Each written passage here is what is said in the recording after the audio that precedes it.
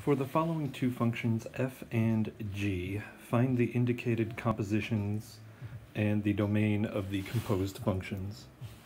So here you can see f of x equals the square root of x minus 2 and g of x equals x squared. And you're asked to find g compose f of x and its domain.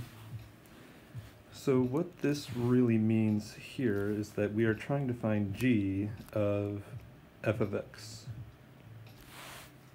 So what that means is we want to replace this f of x with this entire function here. But since this is the function we're using, we need to find the domain of this function first. So the square root of x minus 2, if this is the function you have, I'm going to do a little bit of work over here.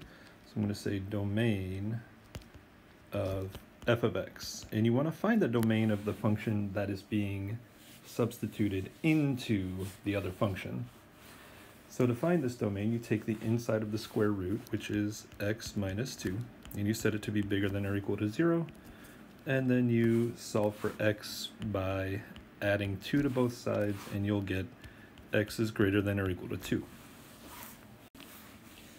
So now that we have this domain, it doesn't matter what part, what we get as a function after we compose. We are restricted to this domain.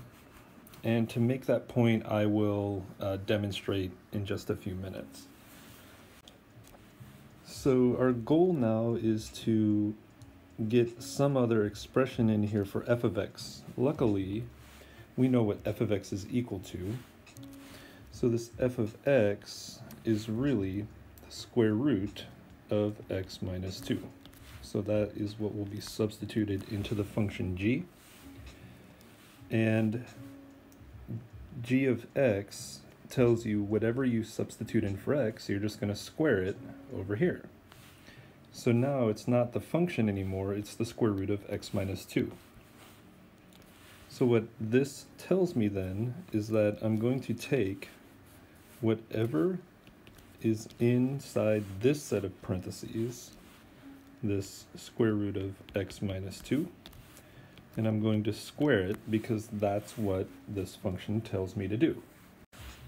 Luckily, the square and the square root operations are inverses of each other, so they reduce away, leaving you just with x minus 2 as the composed function. Now it looks like with your final answer here that x minus 2 has all real numbers for your domain. But as mentioned, we have to keep this domain of the function being substituted into the other one. So the domain here was x is greater than or equal to. So the domain here is x is greater than or equal to 2. And so why is this still the domain here? Because if I asked you all to do or take a look at a separate exercise, maybe let's find g of f of 0. So I'm breaking the rule here. The rule says that x has to be greater than or equal to 2. I'm breaking the rule with 0. Well, the first thing we need to do to evaluate this is to first figure out what is f of 0. So f of 0 equals the square root of 0 minus 2, which is the square root of negative 2, which is imaginary, which doesn't help us. So we can only input numbers that are 2 or bigger, because we're going to subtract 2 away from those numbers.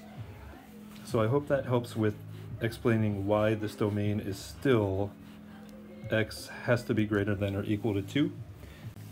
And if you're still not quite sure, there's another example coming up.